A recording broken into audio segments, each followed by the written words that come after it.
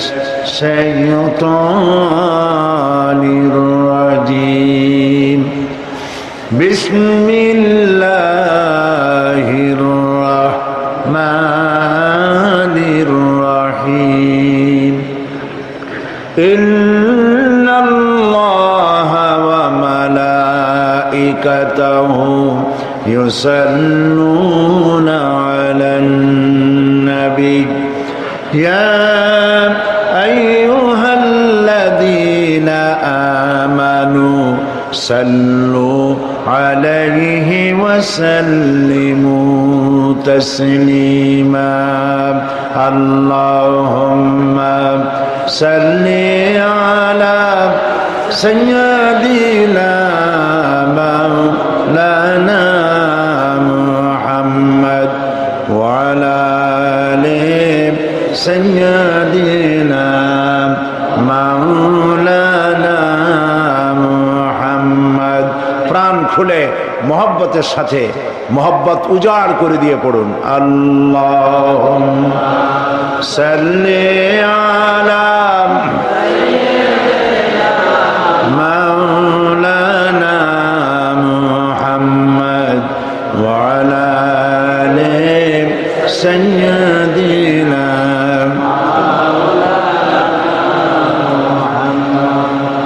بلغ العلا بكماله كشف الدجى بجماله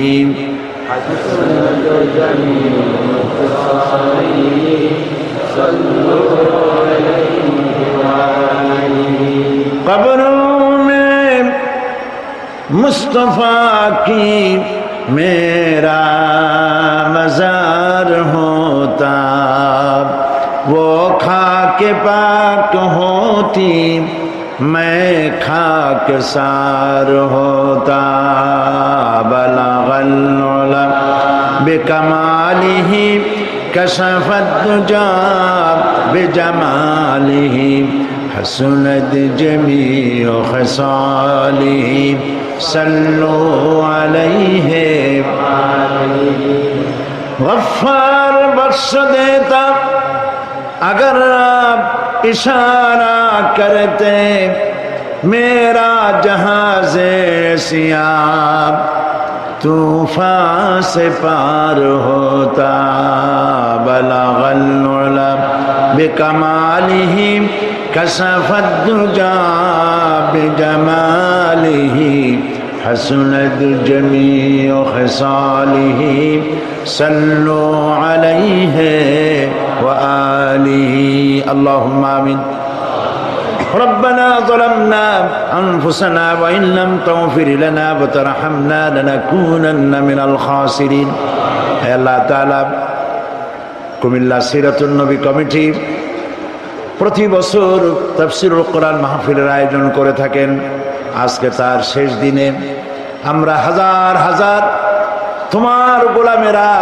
কয়েকবার দরুদ ও সালাম পড়ে তোমার দরবারে হাত তুলেছি মেহেরবানি করে দরুদ ও সালাম টুকুন সোনার মদিনায় নবী পাকের রওজা মুবারকে পৌঁছে দাও तमाम পৃথিবীর মাটির নিচে যত মুমিন মুমিনাত শুয়ে আছেন তাদের আরওয়ার পরে সওয়াব পৌঁছে দাও রব্বুল আলামিন এই মাহফিলের আয়োজন যারা করেছেন আর শোনার জন্য যারা এসেছেন কিয়ামতের দিন মুসিবতের সময় এই মাহফিল আমাদের সকলের জন্য নাজাতের ওসিলা বানিয়ে দিও ইয়া রব करम तू अगर करे वो बात दे जुबान को जो दिल पर असर करे रब्बना तक़ब्बल मिन्ना इन्नका अंतस समीउल अलीम व तुब अलैना इन्नका अंतत तव्वाबुर रहीम सुब्हान रब्बिका रब्बिल इज्जति अम्मा यसिफून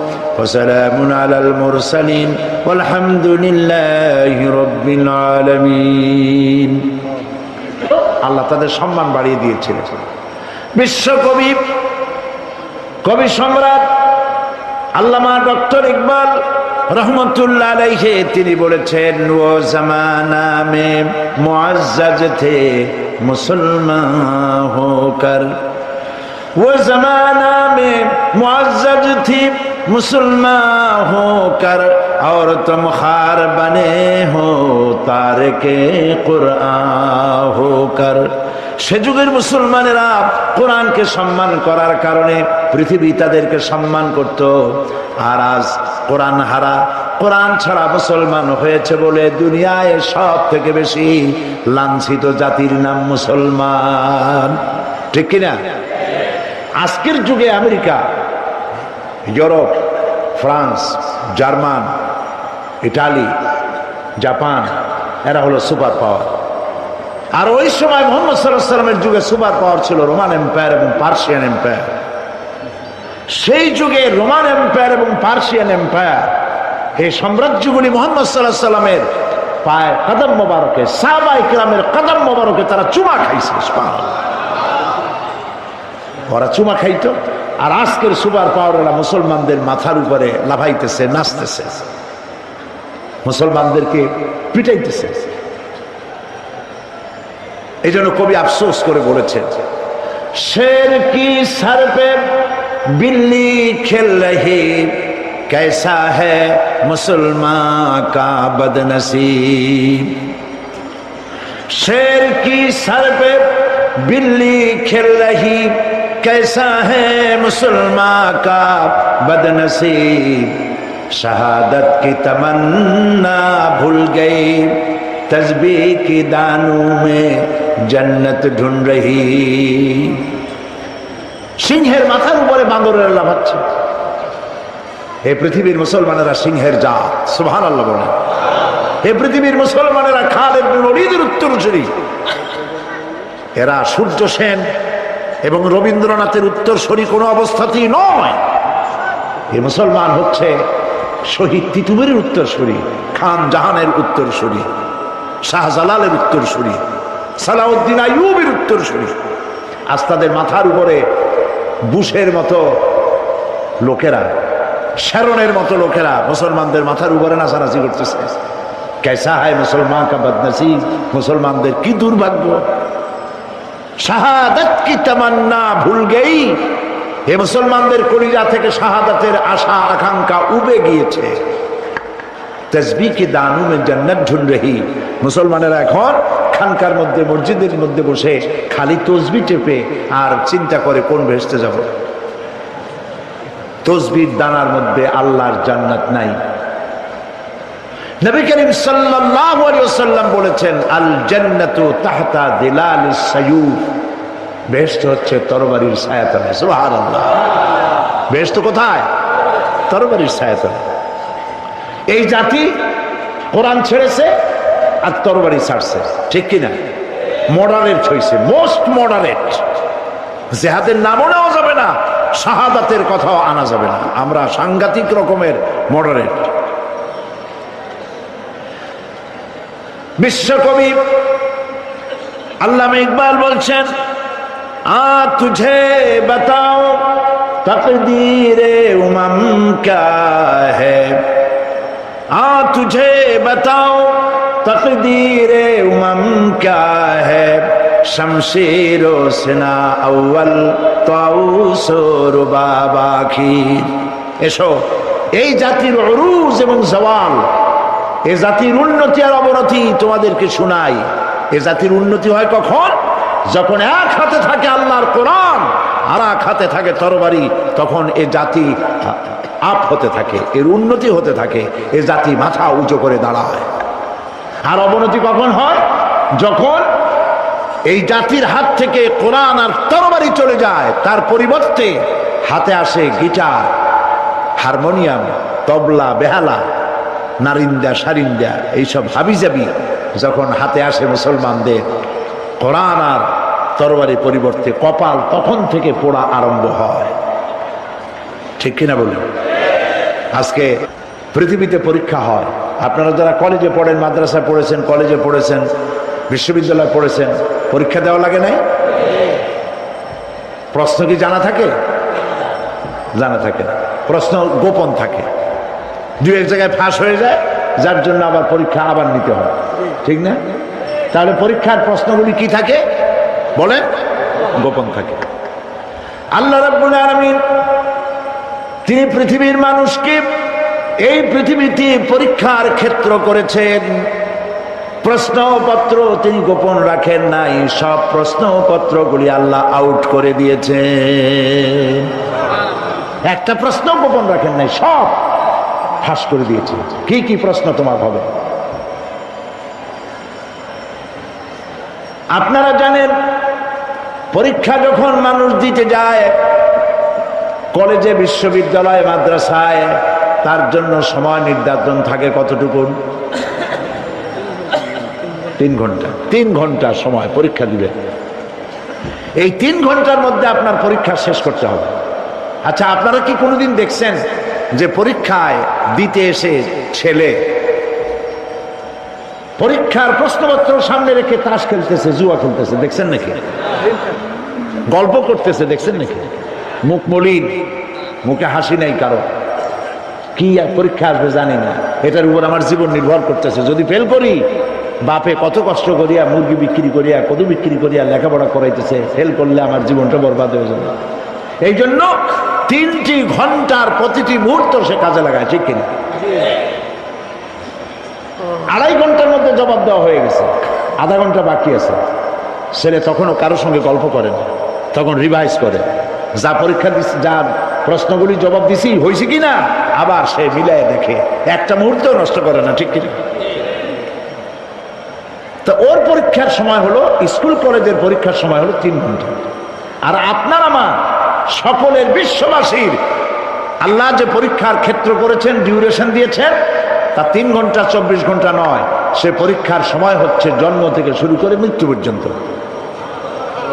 পরীক্ষার সময়। এই পরীক্ষার যে সময় আল্লাহ নির্ধারণ করেছেন, তার থেকে কয়েকটা বছর কনসিডারেবল, কয়েকটা বছর কিছু জিজ্ঞেস করা হবে না সাবালক হওয়া পর্যন্ত। সেটা 9 বছর হতে পারে, সেটা 10 বছর, 12 বছর, যার যে কয় বছর লাগে। সাবালক হয়ে যাওয়ার পর থেকে নিয়ে মৃত্যু পর্যন্ত প্রত্যেকটি মুহূর্তের জবাব আল্লাহর কাছে দিতে হবে। চিন্তা করেন, খুব সহজ ব্যাপার নয়, হাসি তামসার ব্যাপার নয়। আমি তো জানি না এই চেয়ারে আমি বসছি, আমি এই চেয়ার থেকে জীবিত উঠতে পারবো কিনা আমার জানা নাই। আপনাদের কি জানা আছে যে বাড়ি পর্যন্ত যাইতে পারবেন? আগাহ আপনে মौत से कोई बशर नहीं, आगाह अपने मौत से कोई बशर नहीं, सामन 100 बरस के हैं पल की खबर नहीं। আমরা 100 বছর কি খাইতে পারবো? যে টাকা জমা আছে ব্যাংকে, ব্যাংক ব্যালেন্স যা আছে, তা হয়তো 100 বছর খাওয়া যাবে, 50 বছর খাওয়া যাবে। কিন্তু আমি একটা মুহূর্তের খবর জানি না, নিঃশ্বাসের বিশ্বাস নাই, 1 সেকেন্ডের ভরসা নাই, ঠিক কিনা বলে? তাহলে আমার পরীক্ষার সময় হচ্ছে জন্ম থেকে শুরু করে মৃত্যু পর্যন্ত। এখন আমার কিন্তু হায়াত বাড়ে না, প্রত্যেক মানুষের হায়াত বাড়ে না, হায়াত কি হচ্ছে? কমে যাচ্ছে। আপনার বাড়িতে যে ঘড়িটি আছে, প্রতি ঘন্টায় ঢং ঢং করে আওয়াজ দেয়, ঘড়ি তার ভাষায় কি বলে আপনি বুঝতে পারেন না, শুধু একটা আওয়াজ শোনেন। ঘড়ি তার ভাষায় বলে, আল্লাহর বান্দা 1টা ঘন্টা দিয়ে শোনায় দিল, তোমার মূল্যবান হায়াত থেকে 1টা ঘন্টা কমে গেল। 2টা বেজেছে, 2 ঘন্টা গেল। 3টা বেজেছে, 3 ঘন্টা গেল, 24 ঘন্টা গেল। দিন গেল, মাস গেল, বছর গেল, কিছুই তো তৈরি করতে পারলে না। কিয়ামতের দিন আল্লাহর দরবারে কি নিয়ে হাজির হবে? সময় কাজে লাগা। পৃথিবীর সব থেকে মূল্যবান জিনিসের নাম কি? বলেন, নাম কি? সব থেকে মূল্যবান জিনিসের নাম হলো সময়। আর পৃথিবীর মানুষ সব থেকে অপচয় করে কোন জিনিস? সময়ের অপচয় করে। প্রিয় ভাই সব, আল্লাহ রাব্বুল আলামিন পরীক্ষার জন্য আমাদেরকে এই ময়দানে ছেড়ে দিয়েছেন। প্রশ্ন কি হবে আল্লাহ সব বলে দিয়েছেন। প্রশ্ন কি হবে? তোমার যৌবন, এ ব্যাপারে প্রশ্ন করা হবে। কোন পথে ইনকাম করেছো প্রশ্ন করা হবে। কোন পথে খরচ করেছো প্রশ্ন করা হবে। দ্বীনের ইলম যতটুকু হাসিল করেছিলে তার কতটুকু নিজে পালন করেছ, আর দ্বীনের দাওয়াত কতটুকু মানুষের কাছে পৌঁছায়ছো। প্রত্যেকটি ব্যাপারে কিয়ামতে আল্লাহর কাছে জবাব দিতে হবে। এই জন্য কবি বলছেন, আমল সে জিंदगी बनती है ये जन्नत भी व जहन्नम भी ये खाकी अपनी फितरत है ना नारी ना नूरी। মানুষের জীবন আমল দিয়ে গঠন হয়, আমল দিয়ে জীবন গড়ে, নইলে এই মাটির তৈরি দেহ জান্নাত আর জাহান্নামের কিছু দিয়ে তৈরি হয় না। আপনি ইচ্ছে করলে দেহটারে জাহান্নামের জন্য উপযোগী করতে পারেন, ইচ্ছে করলে এই দেহটাকে জান্নাতের জন্য উপযোগী করতে পারেন। এটি আপনার ইখতিয়ারে আল্লাহ দিয়েছেন, আপনাকে বাধ্য করা হয় নাই যে সেজদা না দিলে ফেরেশতা এসে ঘাড়ের উপরে পিটাবে, সুদ ঘুষ জেনা করলে পরে ঠ্যাং পিটায় ভেঙে দেওয়া হবে না। আপনি বাধ্য নন, আপনি সম্মানিত জীব, আল্লাহ সম্মানিত প্রাণী আল্লাহ পাকের, সেই জন্য মানুষকে বাধ্য করা হয় নাই। অটোনোমাস বডি, অটোনমি দেওয়া হয়েছে, আপনাকে স্বাধিকার দেওয়া হয়েছে। চন্দ্র সূর্যের ব্যাপারে স্বাধিকার দেওয়া হয় নাই। রাত এখন 7:35, সূর্যের বাপেরও ক্ষমতা নাই বাংলাদেশে এখন উকি মারে, ঠিক কিনা? সে এখন আমেরিকায় রোদ দিচ্ছে, তাপ দিচ্ছে আমেরিকায়। ওকে নির্ধারণ করা হয়েছে যেভাবে, সেইভাবেই করতে হবে। পানি বলেন, পাহাড় বলেন, পাখি বলেন, চন্দ্র বলেন, গ্রহ বলেন, নক্ষত্র বলেন, সব জিনিস বাই হুক অ্যান্ড ক্রুক আল্লাহর হুকুম মানতে বাধ্য। কোরআনে কারীম আল্লাহ পাক বলেছেন, আফাগায়রা দীনিল্লাহি ইয়াবগুন وله أسلم من في السماوات والأرض طوعا وكرها। আল্লাহর দেওয়া জীবন ব্যবস্থা ছেড়ে দিয়ে তোমরা কি অন্য কোনো মতবাদ তালাশ করো? ওয়ালাহু আসলামা মান ফিস সামাওয়াতি ওয়াল আরদ, অথচ আকাশে যা আছে জমিনে যা আছে সব আনুগত্যের মস্তক আমার সামনে অবনত করে দিয়েছে। সুবহানাল্লাহ। মানুষকে আল্লাহ পাক ইখতিয়ার দিয়েছেন, ইচ্ছে করলে মাহফিলেও আসতে পারেন, ইচ্ছে করলে সিনেমাও ঢুকতে পারবেন, অসুবিধা নেই। অসুবিধার জন্য কিয়ামত, ওখানে হিসাব হবে। এখানে আপনি সূর্য চন্দ্র ফেরেশতা, ফেরেশতারও কোনো মাজাল নাই, কোনো ইখতিয়ার নাই আল্লাহর হুকুমের বাইরে কিছু করে। আল্লাহ যা করতে বলেছেন তাই করতে হবে, এর বাইরে এক চুলও নড়তে পারবে না। কিন্তু মানুষেরা করতে পারবে। মানুষ ইচ্ছে করলে নামাজ রোজা ছাড়তে পারে, ইচ্ছে করলে আল্লাহর অমান্য করতে পারে। এটা তার বিচারের জায়গা না, এটা হলো পরীক্ষার জায়গা। এটা কিসের জায়গা? পরীক্ষার জায়গা। এখানে আপনি কামাই, এখানে পরীক্ষা দিয়ে যদি কেউ ফেল করে, ম্যাট্রিক পরীক্ষা দিয়ে ফেল করেছে, ফাজেল পরীক্ষা দিয়ে ফেল করেছে, আবার পরীক্ষা দিয়ে পাশ করার সুযোগ আছে, আবারও ফেল করেছে, আবারও পরীক্ষা দিয়ে পাশ করার সুযোগ আছে। 10 বার যদি ফেল করে আরো 10 বার পাশ পরীক্ষা দিয়ে পাশ করার সুযোগ আছে। কিন্তু কিয়ামতের দিন আল্লাহ রাব্বুল আলামিনের জীবনের পরীক্ষায় কোনো মানুষ যদি আল্লাহর আদালতে ফেল করে বসে একবার, দ্বিতীয়বার পরীক্ষা দেওয়ার আর কোনো সুযোগ নাই। এই পৃথিবীতে যদি কেউ নিম্ন আদালতে মামলায় হেরে যায়, জজ কোর্টে করবে, যদি হেরে যায় হাইকোর্টে করবে, হেরে গেলে আপিল করবে সুপ্রিম কোর্টে, সুপ্রিম কোর্টেও যদি হেরে যায় তাহলে প্রেসিডেন্টের কাছে আপিল করবে।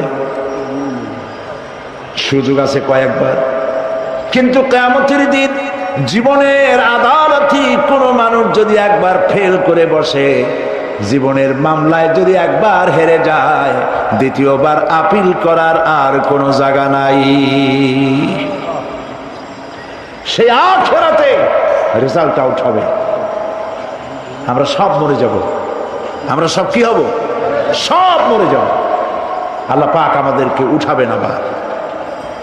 মানুষকে কবরে রাখার সময় আমরা কি বলি? মিনহা খালাকনাকুম, জানেন না? পড়েন, মিনহা খালাকনাকুম ওয়া ফিহা নুঈদুকুম ওয়া মিনহা নুখরিজুকুম তারাতান উখরা। এই মাটি দিয়ে তোমাকে তৈরি করা হয়েছিল, এই মাটির মধ্যে রেখে গেলাম। এর থেকে আবার তোমাকে উত্থিত করা হবে। কে বলতেছেন কথা? আল্লাহ পাক বলছেন, আল্লাহ তাআলা বলছেন। কি নিষ্ঠুর হলে এই দোয়া পড়বেন, মনে থাকবে? মনে থাকবে? প্রিয় ভাই সব, সেই কিয়ামতের মাঠে আমাদেরকে উঠতে হবে, আল্লাহর দরবারে উঠতে হবে। সেই সময় আমাদেরকে কেউ উপকার করবে না। ইয়াউমা লা ইয়ানফাউ মালুন ওয়ালা বানুন, সম্পদ আর সন্তান সন্ততি কোনো কাজে লাগবে না। মা তার সন্তানকে চিনবে না, সন্তান তার মাকে চিনবে না, বাপ তার সন্তানকে চিনবে না, কেউ কাউকে পরিচয় দিবে না। কি মারাত্মক অবস্থা! মানুষ চরম অসহায় হয়ে যাবে। চতুর্দিকে ফেরেশতার আনাগোনা, সূর্য মাত্র 1 হাত উপরে, প্রচন্ড তাপ নিয়ে সূর্য অবস্থান নেবে। মাথার চান্দি ফেটে গিয়ে গুনাহগারের মাথার মগজ গলে গলে পড়তে থাকবে। পিপাসার যন্ত্রণা জিহ্বাটা ঝুলে কুকুরের মতো করে নাভিস্থল পর্যন্ত ঝুলে পড়বে। কেউ উপকার করবে না, কেউ জিগাবেও না। অনেক লোক আছে পীরের কাছে মুরিদ হয় আর মনে করে পীর সাহেব তারে কিয়ামতে সুপারিশ করবে। অসম্ভব। আয়াতুল কুরসির মধ্যে আমরা পড়ি, মান যাল্লাযী ইয়াশফাউ ইনদাহু ইল্লা বিইজনিহি। কে আছে এমন, কার হিম্মত আছে আল্লাহ পাকের বিনা অনুমতিতে কথা বলে? সুবহানাল্লাহ বলে। কোথার পীর, কোথার খাজা বাবা হারায় যাবে। ইব্রাহিম আলাইহিস সালামের মতো পয়গম্বর কি মনে করে? আল্লাহর খলিল। ইব্রাহিম আলাইহিস সালাম আল্লাহর কি? আল্লাহর খলিল। আল্লাহর খলিল কিয়ামতের দিন বলবেন, আল্লাহ পাক, আয় আল্লাহ তাআলা, আমার বাপের কাছে আমার একটা ওয়াদা ছিল, আমি সুপারিশ করবো তার জন্য, তুমি দয়া করে আমার বাপকে জাহান্নাম থেকে ক্ষমা করো, আমি তার জন্য সুপারিশ করতেছি। আল্লাহ তাআলা বলবেন, ইব্রাহিম, তোমার সুপারিশ মঞ্জুর হলো না। কথা বুঝতেছেন না? বুঝতেছেন না? ইব্রাহিম আলাইহিস সালাম যদি বাপের জন্য সুপারিশ করতে না পারে, ইব্রাহিম আলাইহিস সালাম তিনি যদি তার বাপের জন্য সুপারিশ করিয়া যদি ব্যর্থ হন, আপনার পিসাব কোন কামে লাগবে চিন্তা করেন। নবী করিম সাল্লাল্লাহু আলাইহি ওয়াসাল্লামকে প্রশ্ন করা হয়েছে, হে রাসূল, আপনার আব্বা আম্মার অবস্থা কি হবে? কথা কি শোনেন নাকি? আপনার আব্বা আম্মার অবস্থা কি হবে? নবী করিম সাল্লাল্লাহু আলাইহি ওয়াসাল্লাম বলেছেন, আমি আমার আব্বা আম্মার কোন উপকারে আসব না। ইন্না লিল্লাহি ওয়া ইন্না ইলাইহি রাজিউন। সাহায্য করবে না। সেই দিন প্রশ্নগুলি, প্রশ্নপত্র সামনে আসবে, আমলনামাগুলি বেঈমানের পিছন দিক থেকে বাম হাতে আসবে আর ইমানদারের সামনে থেকে ডান হাতে আসবে। আমলনামা হাতে পাওয়ার সঙ্গে সঙ্গে বেঈমান বুঝে ফেলেবে তার জায়গা কোথায়। কলিজা তখন গলার কাছে চলে আসবে। সপ্ত ছিল একসাথে। মনে করেন এই মাহফিলের মধ্যে, মনে করেন এইখানে সন্ত্রাসী আছে, খুনি আছে, ওয়ান্টেড, মোস্ট ওয়ান্টেড আসামি এর মধ্যে আছে, ধরা যাচ্ছে না অনেক মানুষের মধ্যে। হঠাৎ করে অর্ডার হলো যে ভিতরে এসবিআইবি ঢুকিয়ে দেওয়া হয়েছে, গোয়েন্দা বিভাগের লোক ঢুকিয়ে দেওয়া আছে, সন্ত্রাসী মোস্ট ওয়ান্টেড যারা আছে বেরিয়ে পড়ো, এক মাসে চলে আসো। তখন অবস্থাটা কি হবে তাদের? মজা লাগবে? পায়ের রক্ত মাথায় উঠে যাবে, চোখ দিয়ে রক্ত পড়া শুরু করবে। সমস্ত মানুষ একসাথে ছিল হাসরের ময়দানে। হঠাৎ করে অর্ডার হয়ে যাবে, আমতাজুল ইয়াউমা আইয়ুহাল মুজরিমুন, হে অপরাধীর দলেরা আলাদা হয়ে যাও। ইন্না লিল্লাহ, আলাদা হয়ে যাও। সমস্ত মানুষ সেখানে খালি পায়ে উঠবে, কারো পায়ে জুতা নাই, স্যান্ডেল নেই, পরনে কোনো কাপড় নাই, গায়ে কোনো কাপড় নাই, মাথায় কোনো আবরণ নাই। হযরত আয়েশা সিদ্দিকা রাদিয়াল্লাহু তাআলা আনহা তিনি নবী করিম সাল্লাল্লাহু আলাইহি ওয়াসাল্লামের কাছে কিয়ামতের এই বর্ণনা শুনে কাঁদতেছিলেন আর বলতেছিলেন, হে আল্লাহ রাসূল, কিয়ামতে সকলকে ভাবে উঠতে হবে, এমনকি আমাকেও? হুজুর বললেন, প্রত্যেকটি মানুষকেই উলঙ্গিনী হয়ে উঠতে হবে। তিনি প্রশ্ন করলেন, তখন কি শরম হবে না? নবী করিম সাল্লাল্লাহু আলাইহি ওয়াসাল্লাম বলছেন, জাহান্নামের ভয়তে কেউ কারো দিকে তাকাবার সুযোগ পাবে না। সব উপরের দিকে তাকায় থাকবে আর বলবে, আল্লাহ আমারে বাঁচাও, আল্লাহ আমারে রক্ষা করো। সমস্ত নবীরা, সমস্ত নবী, আদম আলাইহিস সালাম থেকে শুরু করে ঈসা আলাইহিস সালাম পর্যন্ত সব নবী বলবেন, নাফসি নাফসি, আল্লাহ আমারে বাঁচাও, আমাকে রক্ষা করো। কোথায় যাবে আপনার পিসাব? একমাত্র ব্যক্তি বিশ্ব নবী মুহাম্মদুর রাসূলুল্লাহ সাল্লাল্লাহু। মানুষেরা হয়রান হয়ে যাবে, আদম আলাইহিস সালামের কাছে যাবে, আবাল বাশার, আপনি প্রথম মানুষ, আমরা বিপদে শেষ হয়ে গেছি, 50,000 বছর দাঁড়ায় আছি। কয় বছর দাঁড়ায় থাকতে হবে? কোথায় আছে? এই কোরআন শরীফ, 50,000 সানা মিম্মা তাউদ্দুন। এই পৃথিবীতে গণনা করলে 12 মাসে 1 বছর, 12 বছরে 1 যুগ, এরকম করে করে 50,000 বছর পৃথিবীতে গুনলে যত বড় লম্বা হয়, বিচারের দিনটা এত বড় লম্বা হবে। সবাই বলবে, আদম আলাইহিস সালাম আমাদের জন্য একটু আল্লাহকে সুপারিশ করুন যেন তিনি আমাদের বিচারটা তাড়াতাড়ি করে দেন।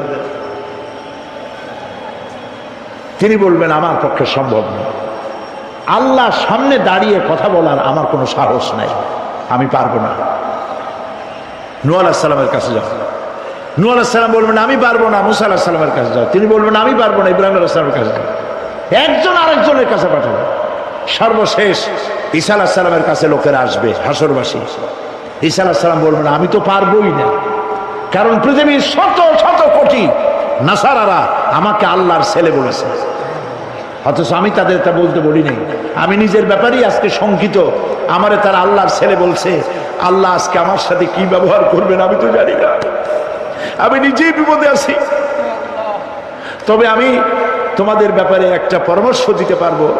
একজন ব্যক্তি আছে যার কাছে গেলে তিনি কথা বলতে পারবেন, তিনি বিশ্বনবী রাহমাতুল লিল আলামিন জনাব মুহাম্মদ রাসূলুল্লাহ সাল্লাল্লাহু আলাইহি ওয়াসাল্লাম। তার কাছে চলে যাও,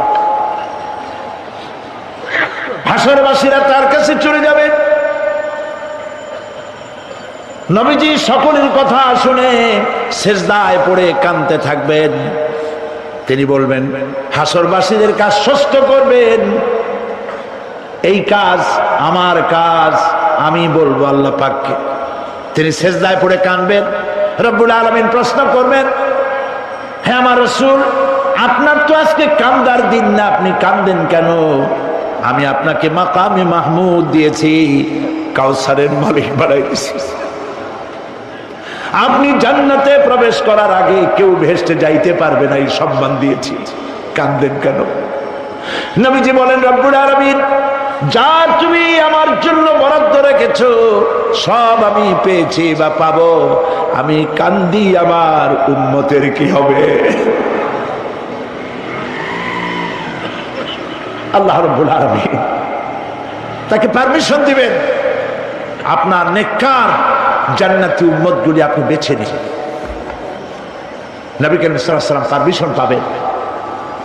আল্লাহর পারমিশন ব্যতি রেখে আল্লাহর দরবারে কথা উচ্চারণ করার ক্ষমতা কারো হবে না। সুবহানাল্লাহ। এই কথা ভাববার কোনো কারণ নাই। অমুক পীর সাহেবের অনেক মুরিদ আছে, সব মুরিদ টুরিদ নিয়ে নারে তকবীর জিন্দাবাদ, পীর সাহেব জিন্দাবাদ, এই সমস্ত বাদ বোধ কামে লাগবে না। ওয়া কুল্লুহুম ইয়াতিহি ইয়াউমাল কিয়ামাতি ফারদা। কিয়ামতের দিন প্রত্যেককে একজন একজন করে আসতে হবে আল্লাহর দরবারে। আল্লাহ বলেছেন, একজন একজন একজন, মিছিল করার উপায় নেই। আল্লাহ রাব্বুল আলামিনের দরবারে হাজির হয়ে যাবে সেই কঠিন হাসরের ময়দানে বাঁচার জন্য। নবীজি দোয়া শিখায় দিয়েছেন, দোয়া করো আল্লাহুম্মা হাসিবনি হিসাবান ইয়াসীরা। পড়েন আমার সাথে, আল্লাহুম্মা হাসিবনি হিসাবান ইয়াসীরা, আল্লাহুম্মা হাসিবনি হিসাবান ইয়াসীরা। হে আল্লাহ, তুমি আমার সহজ হিসাব নাও। নবী করিম সাল্লাল্লাহু আলাইহি ওয়াসাল্লাম নিজেই দোয়া করেছেন। চিন্তা করেন, আল্লাহ পাক নিজে, আল্লাহ তাআলা তিনি নিজে প্রশ্ন করবেন এবং পাপগুলি দেখাই দেবেন, এই সব পাপ করছো। মানুষ, আল্লাহর বান্দা ভয় চোটে কলজা গলা দিয়ে বেরিয়ে যেতে থাকবে, বেরিয়ে যেতে চাইবে, তার বাষ্পরুদ্ধ হয়ে আসবে, বলতে থাকবে আল্লাহ আমি করে ফেলেছি, আমি মাপ চাই, তোমার কাছে ক্ষমা ভিক্ষা চাই। আল্লাহ রাব্বুল আলামিন বান্দার কাকুতি বিনতির দিকে লক্ষ্য করে বলবেন, বান্দারে আমি তোকে ক্ষমা করে দিলাম। এটাই হলো হিসাবে ইয়াসির, সহজ হিসাব। এই সহজ হিসাব কার কিসমতে আছে, কার কিসমতে নাই, তা আমরা কেউ জানি না। এই দুনিয়াটাকে আল্লাহ পাক বানাইছিলেন পরীক্ষা নেওয়ার জন্য। কি জন্যে? পরীক্ষা নেওয়ার জন্য। পরীক্ষায় যার যে বয়স এখন আছে, এখানে আমার যা বয়স, আপনার যা বয়স, এই বয়সে যা যা করছি এখন হিসাব করেন। ছোটবেলায় কই মাছের কাঁটা গলার মধ্যে ঢুকছিল, তখন ক্লাস 2-তে পড়ি। এরকমের একটা ঘটনা মনে আছে কিনা? মনে নাই? অন্যের বাড়ির আম পাড়তে গিয়া বাড়িওয়ালার সামনে পড়ছিলেন, 2টা থাপ্পড় দিছিল, এসব কথা মনে আছে না? আছে কিনা? এই ছোট্ট ছোট্ট কথাগুলি, কোন পুকুর পাড়ে আসার খাইছিলাম, কেডা মারছিল, সেই ছোট্টবেলা থেকে এই পর্যন্ত এই ছোট্ট কথাগুলি যদি মনে থাকে, তাহলে বড় বড় পাপ কি কি করছেন তা মনে নাই। তাহলে নিজের হিসাব নিজে কর।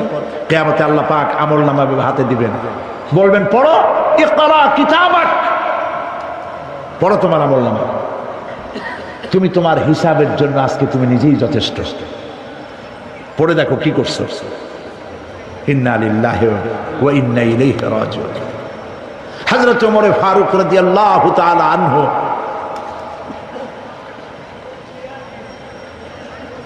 তিনি একবার অন্ধকার রাত্রে যাচ্ছিলেন, পিছনে ছিল অনেক লোকজন ছিল। হাঁটতে হাঁটতে তিনি প্রশ্ন করলেন, আচ্ছা তোমাদের মধ্যে কি কেউ আছে এমন বলতে পারো যে কোরআন শরীফের মধ্যে সবথেকে হতাশাব্যঞ্জক আয়াত কোনটি? একজন জবাবে বললেন, অন্ধকার, পিছনে অন্ধকারের মধ্যে পিছন থেকে একজন জবাব দিল, ফামাইয়ামাল মিসকালা যাররাতিন খায়রান ইয়ারা ওয়া মাইয়ামাল মিসকালা যাররাতিন শাররান ইয়ারা। এর অর্থ হলো, পৃথিবীতে কেউ যদি ছোট্ট একটি পাপ নেকির কাজ করে, সরিষা পরিমাণ নেকির কাজ যদি করে সেটা দেখতে পাবে, সরিষা পরিমাণ পাপের কাজ যদি করে সেটা দেখতে পাবে। ওমর রাদিয়াল্লাহু তাআলা আনহু কাঁদতেছিল, কিয়ামতে সব নেকি আর পাপ যা যা করছি সব দেখানো হবে। ইন্না লিল্লাহি ওয়া ইন্না ইলাইহি রাজিউন। আল্লাহ তুমি মাফ করে দাও আমাদেরকে, আমরা বলি আমিন। কতক্ষণ হাঁটার পরে তিনি প্রশ্ন করলেন, আচ্ছা মুমিনদের জন্য কোরআনের মধ্যে সবথেকে আশাব্যঞ্জক কোন আয়াত কি আছে? পেছন থেকে আওয়াজ এলো, মুমিনদের জন্য আশাব্যঞ্জক একটি আয়াত আল্লাহ রাব্বুল আলামিন কোরআনের মধ্যে দিয়েছেন, সেটি হচ্ছে লা তাকনাতু মির রাহমাতিল্লাহ। আমার রহমত থেকে, আল্লাহর রহমত থেকে হতাশ হয়েও না, নিরাশ হয়ে যেও না। অর্থ হচ্ছে এই, আমরা পাপ করেছি, আমরা সবাই গুনাহগার কিনা বলেন? স্বীকার করি আমরা সবাই গুনাহগার কিনা? সবাই গুনাহগার। এই গুনাহগার মানুষগুলি যদি গুনায় তওবা করে, গুনার জীবনে করব না তওবা করে কেউ যদি আল্লাহর রহমতের দিকে এক বিঘত অগ্রসর হয়, হাদিসে কুদসির ভিতরে এসেছে, আল্লাহ পাক বলেন আমি আমার ওই বান্দার দিকে এক হাত আগায়া যাই। কোন বান্দা যদি গুনার তওবা করে আর যদি গুনাহ না করে আমার দিকে যদি হেঁটে আসে, আমার রহমত বান্দার দিকে দৌড়াইয়া যায়। আল্লাহর গজবের চাইতে রহমত বেশি। বান্দা তোমার গুনাহ যদি আকাশ সমান হয়, আল্লাহর তোমার গুনাহ যদি পাহাড় সমান হয়, আল্লাহর রহমত আকাশ সমান। তোমার গুনাহ যদি আকাশ সমান হয়, আল্লাহর রহমত তার আরশে আজিম ছায়া গেছে। সুবহানাল্লাহ। মাপ চাও, ক্ষমা চাও, তওবা করো, জীবনে গুনাহ আর করবে না। যে ব্যক্তি তওবা করবে, গুনাহ থেকে বাঁচবে, আল্লাহ তাদেরকে রক্ষা করবে। প্রিয় ভাইয়েরা, এই দুনিয়ার জিন্দেগিতে পৃথিবীর মহব্বতে আমরা পাগল হয়ে গেছি। সবাই শুধু টাকা টাকা, টাকা ছাড়া দুনিয়াটা ফাঁকা। দুনিয়া কা মজা লে লো, দুনিয়া তোমারি হ্যায়। খাও দাও ফুর্তি করো, দুনিয়াটা মস্ত বড়। এগুলি শয়তানদের কথা। কাদের কথা? শয়তানদের কথা। আল্লাহ বলেছেন কুলু ওয়া তামাত্তাউ, খা, জব্বার খাও, খা, খার ফুর্তি কর। মাতাউন কালিল সুম্মা মাওয়াহুম জাহান্নাম ওয়া বিসাল মাসীর। সামান্য কয়েকদিনের জন্য দালান কোঠা বানাইয়া ফুর্তি কর, এরপরে জায়গা হবে জাহান্নামে। জায়গা হবে কোথায়? জাহান্নামে। প্রিয় ভাইয়েরা, এই দুনিয়াটার দৃষ্টান্ত একটা পরের স্ত্রীর মতো সুন্দরী যুবতী, রূপবতী, স্বাস্থ্যবতী পরের একটা স্ত্রী। এইটারে দেখে আফসোস করে কোনো লাভ আছে? জবাব দেন। যারা কথা বোঝেন, একটা পরের বউ দেখে আফসোস করে কোনো লাভ আছে? ওর তো বিয়ে হয়ে গেছে, তুমি আফসোস করে লাভ কি? গলা দড়ি দিয়ে মরলেও লাভ নাই। এই পৃথিবী একটা সুন্দরী পর স্ত্রীর মতো। একে যত মহব্বত করবেন, আল্লাহর রহমত থেকে তত দূরে চলে যাবেন। আর এই দুনিয়ার উপরে যত লাথি মারবেন, আল্লাহর দিকে তত আগায় যাবেন। খালি টাকা চাই, টাকা টাকা। বাড়ি একটা আছে আরো 6টা চাই, দোকান 5টা আছে আরো 7টা চাই, গাড়ি একটা আছে আর 50টা চাই। এই চাই আর চাই, খাই আর পাই, এই করতে করতে মানুষের জীবন শেষ হয়ে যায়। আহারে, একেবারে খালি হাতে চলে গেল। ইন্ডাস্ট্রি পড়ে থাকলো, বাড়ি পড়ে থাকলো, গাড়ি পড়ে থাকলো, 3খান কাপড় নিয়ে আর চলে গেল গর্তের মধ্যে। আহারে, ছেলে মেয়ে বউ চোখের একটু পানি ফেলাইলো ওই দিন, আর কিচ্ছু না, কবরের মধ্যে রেখে দিল। এখন কবরের ভিতরে ফেরেশতা চলে এসেছে। বেঈমান হয়ে যদি মারা যেয়ে থাকে, ঈমান নিয়ে মরে নাই, বেঈমান হয়ে মারা গেছে, কলেমা মনে আসে নাই। জিজ্ঞেস করা হবে মান রাব্বুকা মা দীনুকা মান নাবিয়ুকা, কে তোমার রব, কি তোমার দিন, কে তোমার নবী? বেঈমান বলবে হায় হাতা লা আদরি, জানি না। নাউযুবিল্লাহ, বলেন নাউযুবিল্লাহ, জানি না। এখানে আপনি মুখস্থ করে গেলেই যে ওখানে জবাব দিতে পারবেন এমনটি হবে না। আমল আমল করতে হবে, আমল তৈরি করতে হবে। আমল মানে কিন্তু এইটা না যে আপনি বসে বসে তসবিহ পড়বেন। এটা লোকেরা আমল করে, যে লোকটা খুব আমলদার, খুব আমল করে। আমলের ইংরেজি হচ্ছে ওয়ার্ক, বাংলা হলো কাজ। তো কেউ বসে বসে কোনো কাজ নাই, তসবিহ টিপতেছে, এটা কিন্তু আমল হইল? আপনার সমস্ত কাজগুলি হতে হবে আল্লাহরে খুশি করার জন্য। দোকানদারি করবেন আল্লাহরে খুশি করার জন্য করেন। কবরের ভিতরে জবাব দিবে আমি কিছু জানি না। কিছুই যখন জানলো না, শাস্তি শুরু হয়ে যাবে। সিজ্জিনে তার রূহ রাখা হবে, এ মাটির দেহ মাটির সঙ্গে মিশে যাবে। কবরের মধ্যে কোনো প্রচন্ড শাস্তি বা জাহান্নামের আগুন ইত্যাদি দিয়েছি, প্রচন্ড কোনো শাস্তি হবে না। শাস্তি হবে কবর আযাব, আযাবুল কবর হক, আযাবের কবর হবে, তবে জাহান্নামের শাস্তি মতো হবে না।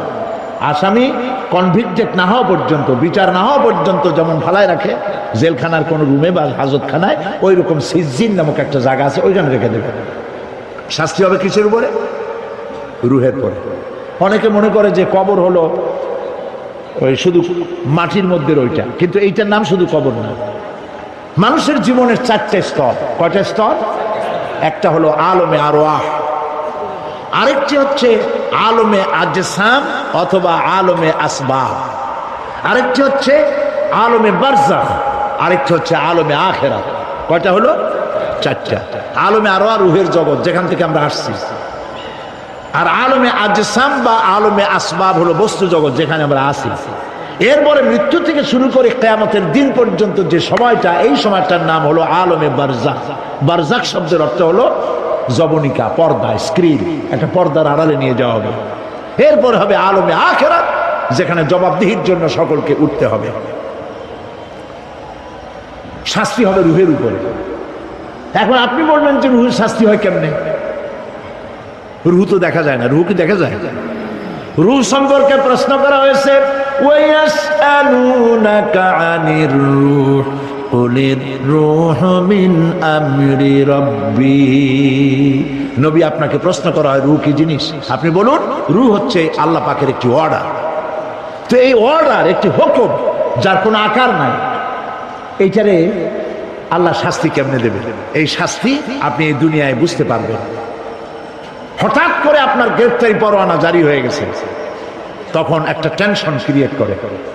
এই শাস্তিটা কোথায় হয়? বডির উপরে না রুহের উপরে? রুহের উপরে হয়।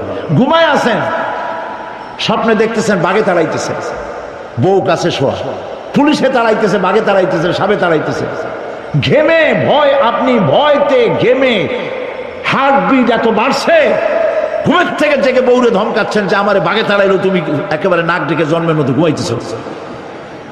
বউ তো টের পায় না, ঠিক কিনা? এই যে বাঘে তাড়াইলো, পুলিশে তাড়াইলো, সাপে তাড়াইলো, ঘুমের মধ্যে কষ্টে ঘাম বেরিয়ে গেল, এই শাস্তিটা কিছুর উপরে হইল? রুহের উপরে। এটা আল্লাহ দেখাই দিলেন, মরার পরে এর থেকে মারাত্মক কঠিন শাস্তি রুহের উপরে হবে। তারপরে বডি বানানো হবে জাহান্নামে দেওয়ার জন্য। এগুলির ব্যাপারে আমি আলোচনা করেছিলাম চট্টগ্রামে বছর সূরা নাবার তাফসীর করেছিলাম। সূরা নাবা, আম্মা ইয়াতাসাআলুন, 5 দিন তাফসীর করেছি। 31 জন হিন্দু, খ্রিস্টান, মুসলমান হয়ে গেছে এবার চট্টগ্রাম। নবী করিম সাল্লাল্লাহু আলাইহি ওয়াসাল্লাম বলেছেন, কেউ যদি দুনিয়ায় বেঁচে থাকা অবস্থায় কিয়ামতের দৃশ্য দেখতে চায়, সেজন্য সূরা নাবা, সূরা আত-তাকবীর, সূরা নাজিআত, সূরা আল-ইনফিতার, এই সূরাগুলি যেন পড়ে, তাহলে দুনিয়ায় জীবিত থাকা অবস্থায় কিয়ামতের দৃশ্য দেখতে পারবে। ঈমানদার ব্যক্তি, যে ব্যক্তি মরার সময় মুখে উচ্চারণ করতে পেরেছে লা ইলাহা ইল্লাল্লাহু মুহাম্মাদুর রাসূলুল্লাহ, জোরে সোরে পড়েন লা ইলাহা লা ইলাহা লা ইলাহা লা ইলাহা ইল্লাল্লাহু মুহাম্মাদুর রাসূলুল্লাহ। কালেমা পড়ে মারা গেল। এরপরে কবরের ভিতরে মুনকার নাকির ফেরেশতা এসে হাজির হয়ে যাবে, প্রশ্ন করবে মান রব্বুকা। ঈমানদার ব্যক্তি বলবে রব্বি আল্লাহ। বলেন রব্বি আল্লাহ। আমার রব কে? আল্লাহ না, আল্লাহ। মহব্বতের সাথে বলেন আল্লাহ। কেউ যদি হৃদয়ের গভীর কন্দর থেকে, কলিজার মধ্য দিয়ে, মনের মণিকোটা থেকে একবার যদি গভীর রাত্রে জেগে একবার যদি বলে আল্লাহ, আল্লাহ পাক 70 বার সাড়া দিয়ে জিজ্ঞেস করেন, বান্দা কি চাও বলো, আমি হাজির। কি মজার নাম আল্লাহ! এর থেকে মজার নাম পৃথিবীতে নাই। এই মজা বেশি পাবেন তাহাজ্জুদের সময়। সুবহানাল্লাহ বলেন। রাত জাগতে শিখুন, তাহাজ্জুদের নামাজের অভ্যাস করুন। সমস্ত নবীদের উপরে তাহাজ্জুদ পড়া বাধ্যতামূলক ছিল।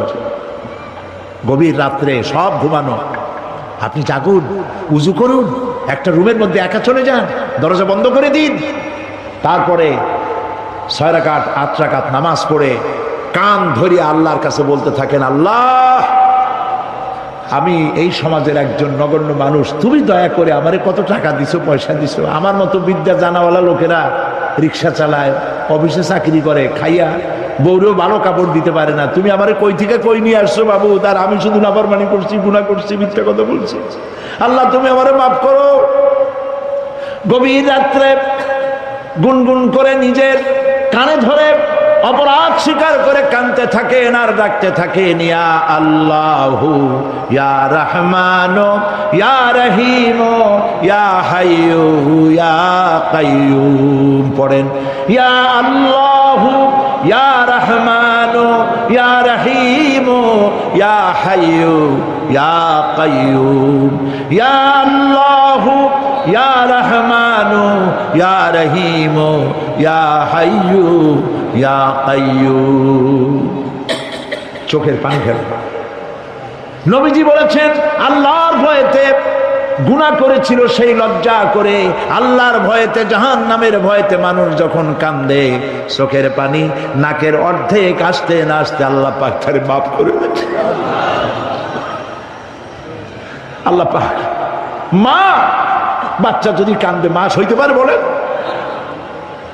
মায়ের চাইতে আল্লাহর মহব্বত কম না বেশি?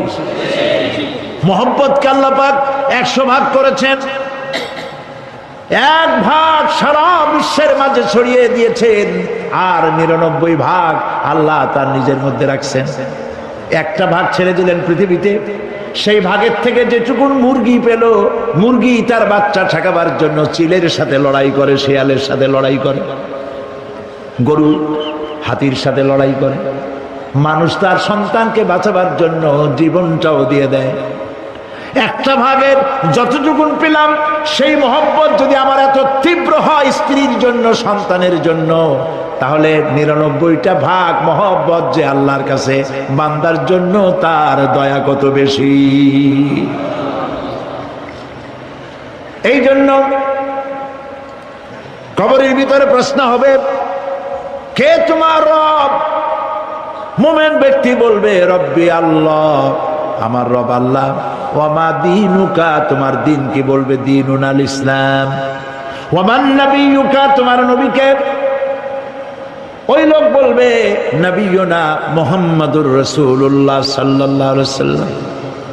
হাদিসে এসেছে, ওই সময় নবীজির চেহারা মোবারক দেখানো হবে, প্রশ্ন করা হবে, মা কুনতা তাকুলু ফি হাদার রাজুল, এই লোক সম্পর্কে তোমার ধারণা কি?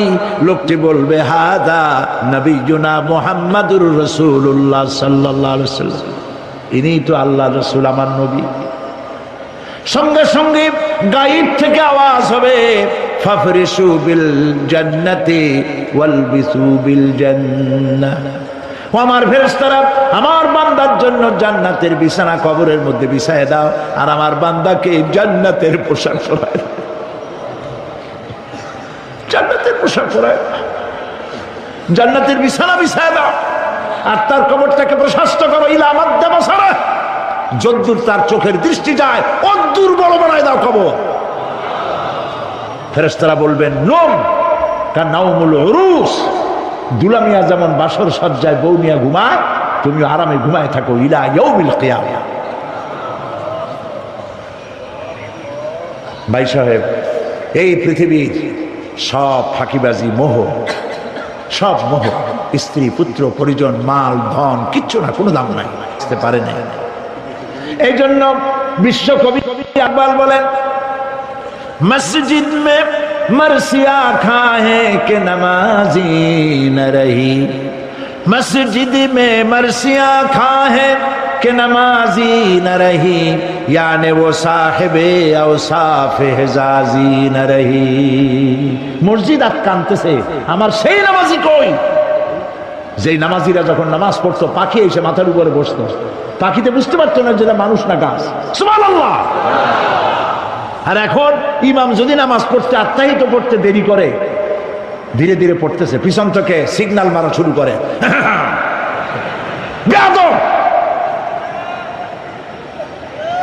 ইমাম যদি নামাজের মধ্যে, ইমামকে কখনো গলায় কাশি দিয়ে আপনি ডিকটেট করতে পারবেন না, বেয়াদবি, নামাজ নষ্ট হয়ে যাবে। অনেকে করে কিনা বলেন, ওর নিজেরটা শেষ হয়ে গেছে, এই জন্য ইমাম করে না কেন, সেই জন্য কাশি দেয়। এটা ফাজলামি করার জায়গা না।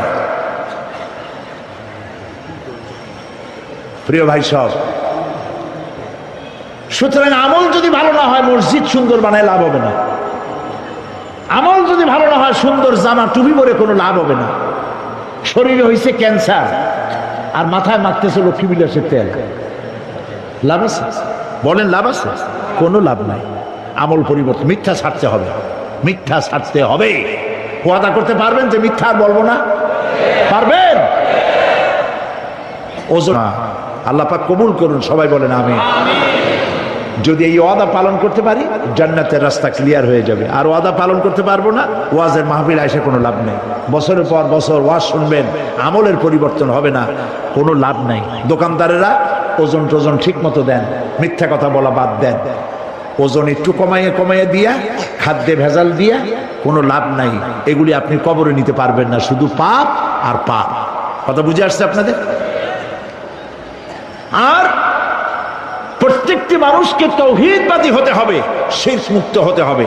শিরক হলো মাজারগুলিতে গিয়ে মনের আশা আকাঙ্ক্ষা সেখানে বলা, এটি হচ্ছে শিরক। এই কাজ আপনারা করবেন না। কুমিল্লা কি মাজার আছে? আছে? কোন মাজারে যাবেন না, কোনোদিন যাবেন না, কোনো প্রয়োজন নাই।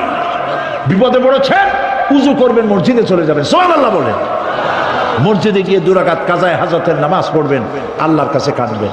মাজারে যিনি শুয়ে আছেন বিশ্বাস করেন, কোরআন শরীফ আমার সামনে, বিশ্বাস করুন, যিনি কবরে শুয়ে আছেন আপনাকে 4 পয়সার উপকার করতে পারবে না। মাঝখানে আপনি শিরকের গোলা নিয়ে আল্লাহর দরবারে হাজির হবেন। মাজারে টাকা দিবেন না, পয়সা দিবেন না, মানত করবেন না। মাজার একটা ব্যবসা।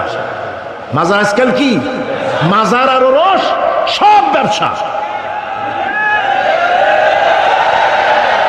আপনারা এইসব কাজে যাবেন না। আগরবাতি, মোমবাতি, চাদর দেওয়া, মশারি দেওয়া, এগুলো মুসলমানের কাজ না। হিন্দু, খ্রিস্টান, বৌদ্ধ যা করে আমরা কি তা করতে পারি? জোরে বলেন পারি? কবরে যদি একটু চিন্তা করেন ভাইরা, মাথাটা একটু খাটা, কবরে যদি চাদর দেওয়াই লাগে তাহলে রাসূল করিম সাল্লাল্লাহু আলাইহি সাল্লামের কবরের উপরে সোনার সুতা দিয়ে চাদর দেওয়া উচিত ছিল। তুলার সুতা না, সোনার সুতা। আর ওই রকমের দেওয়ার সিস্টেম হলে উম্মতেরা সোনার সুতা না, নিজের বুক নিজে ভাইয়া কলিজা পার করে রাসূলুল্লাহর কবরের উপর দিয়ে দিত। নবীর পরে সম্মান সাহাবায়ে কেরাম। সাহাবায়ে কেরামদের কবরের উপরে চাদর নাই, আগরবাতি নাই, মোমবাতি নাই, গোলাপ পানি নাই, গম্বুজ নাই। মাজার একটা হইছে, সেটারে গম্বুজ বানাইতে হবে। কেন গম্বুজ বানাবে? দরকারটা কি? তওবা করুন, জিন্দেগিতে আর কোনোদিন মাজারে কোনো সাহায্য করবেন না, 1 পয়সাও না। টাকা পয়সা দিবেন, টাকা পয়সা দিবেন, এতিমকে দিবেন, ভিক্ষুককে দিবেন, বিধবাকে দিবেন। পরীক্ষা দিতে পারে না, ফি দিতে পারে না, পরীক্ষা দিতে পারছে না, ওরে দেন। বাড়িতে চাল নাই, পানি পড়ে, ওরে দেন। অন্ধ মানুষকে দেন, লুলাকে দেন, এতিমখানায় দেন, মাদ্রাসায় দেন, টিউবওয়েল বানায় দেন যেখানে পানি নেই। এই সব কাজ করেন, সওয়াব হবে। সুবহানাল্লাহ করেন। মাজারে, কোন মাজারে, আজকের মাহফিলে যত লোক হাজির হয়েছেন, কোন মাজারে কোনো টাকা পয়সা, আগরবাতি, মোমবাতি, চাদর জিন্দেগিতে দেবেন না। কারা দেবেন না? হাত উঁচু করে দেখান। আলহামদুলিল্লাহ, হাত নামা, হাত নামা। আমি গতকাল এখানে বলেছি, কুমিল্লার ডিসি সাহেবকে আমি গত রাত্রে তার সঙ্গে আমি কথা বলেছি, তিনি একমত হয়েছেন। কুমিল্লার কোন দেওয়ালে সিনেমার অশ্লীল পোস্টার থাকতে পারবে না। সিনেমা ব্যবসায়ীদের বলে দিবেন, আপনারাও বলে দিবেন তাদেরকে, সিনেমার ব্যবসা করো, অশ্লীল ছবি দেখাইতে পারবে না। বাইরে লেখা থাকবে একটার, ভিতরে কাটপিস দেখাবা ইংলিশ ছবি। এই হারাম ব্যবসা, সিনেমার ব্যবসা যারা করে ওদের মতো কপাল পোড়া আকাশের নিচে জমিনের উপরে আর নাই। কারণ কি জানেন? কারণ কি? আরে বাবা থামো। কারণ কি সেটা শোনে। কারণ হচ্ছে মসজিদ যে বানাইলো, ওই মসজিদে যতদিন নামাজ হবে, জিকির হবে, তেলাওয়াত হবে, কিয়ামত পর্যন্ত যে পয়সা দিছিল সে সওয়াব পাবে। আর সিনেমা যে বানাইলো, সিনেমা দেখিয়া এরকম বই কি কুমিল্লা আসছে? এমন একটা লোকেরা বলা বলি করতেছে, সুবহানাল্লাহ, এমন একটা ছবি আসছে, যারাই দেখলো সব উমরা করতে রওনা হয়ে গেছে। এমন ছবি আসছে যা দেখিয়া সমস্ত মানুষ তাহাজ্জুদ পড়া শুরু করছে। এরকম হয়েছে। যত ছবি আসলো, ছবি দেখলো, পরের মেয়ে কেমনে হাইজ্যাক করবে, কেমনে ব্রিফকেসের মধ্যে বন্দুক, রাইফেল, গুলি ভেঙে চুরে থুইয়া 10 তলার গ্লাস ভাঙ্গা লাভ দিয়ে পড়িয়া, খালের মধ্যে পড়িয়া, নদীর মধ্যে দিয়ে ফুড়িয়ে উঠে পাহাড়ের উপর দিয়ে পরের মেয়ে নিয়ে দৌড় দিল। এইসব সন্ত্রাসী, ডাকাত, জেনাকার, বদমাশ তৈরি করা হয়, ঠিক না বলো? এই সিনেমা যারা বানাইছো, কান খুলে শোনো, এই সিনেমা যারা দেখতে আসলো, জোহরের নামাজ গেল, মাগরিবের নামাজ গেল, আসর গেল, এশার নামাজও গেল, ঠিক কিনা? এতগুলো নামাজ গেল, আর তারপরে চরিত্র নষ্ট করলো। চরিত্র নষ্ট করে ফেন্সিডিল খাইলো, এরপরে চুরি করলো, ডাকাতি করলো, সন্ত্রাস করলো, জেনা করলো। বেটা তুই মর, যে সিনেমা বানাইছো মর, মরে দেখবি কিয়ামত পর্যন্ত এই সিনেমা দেখে যত লোকের চরিত্র নষ্ট হয়েছে সমস্ত পাপ মাথায় দিয়ে কিয়ামত আল্লাহর দরবারে দাঁড়াতে হবে। সুতরাং সিনেমার ব্যবসায়ীরা কানে ধরে সিনেমায় ঝাঁচা মেরে দূর করে দাও। যদি মুসলমান হও, মুসলমানের যদি জন্ম দিয়ে থাকে, সিনেমার ব্যবসা বাদ দিয়ে দাও। আল্লাহ রহম করুক, বলেন আমি। কপাল পোড়া না হইলে সিনেমার ব্যবসা, এত ব্যবসা থুইয়া তুমি মানুষের চরিত্র ধ্বংস করার জন্য ব্যবসা করতেছ। এরপরে আকাশ সংস্কৃতি, কে যাবে? আকাশ সংস্কৃতি ডিশ এন্টিনার মাধ্যমে, সাইবার ক্যাফে এগুলি বানায়া রাস্তার মোড়ে মোড়ে দোকান করে, কম্পিউটারের ভেতরে, ক্যাসেটের ভিতরে, ইন্টারনেট ইত্যাদির মধ্য দিয়ে অশ্লীল ছবি প্রদর্শিত হচ্ছে রাস্তার মোড়ে মোড়ে। উঠতি বয়সের যুবক যুবতী মেয়েগুলি নষ্ট হয়ে যাচ্ছে, নাউজুবিল্লাহ বলে। এগুলি জনগণকে ঐক্যবদ্ধ হতে হবে, এগুলির বিরুদ্ধে মোকাবেলা করতে হবে, সরকারকে এগিয়ে আসতে হবে অশ্লীলতা বন্ধ করার জন্য। কারণ আল্লাহ পাক বলেছেন, প্রকাশ্য এবং গোপনীয় সব রকমের অশ্লীলতা আল্লাহ পাক হারাম করে দিয়েছেন। অশ্লীল কোনো কাজ করা যাবে না।